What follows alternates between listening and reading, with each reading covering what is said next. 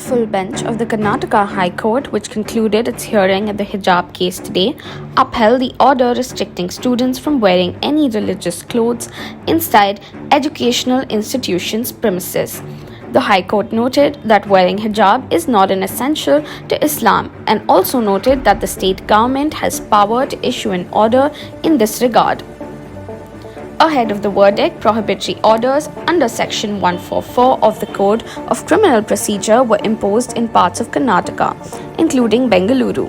The demand by a section of girls in an Udupi pre-university college to wear hijab inside their classrooms erupted into a major row after some Hindu students turned up in saffron shawls, with the issue spreading to other parts of the state even as the government insisted on a uniform norm.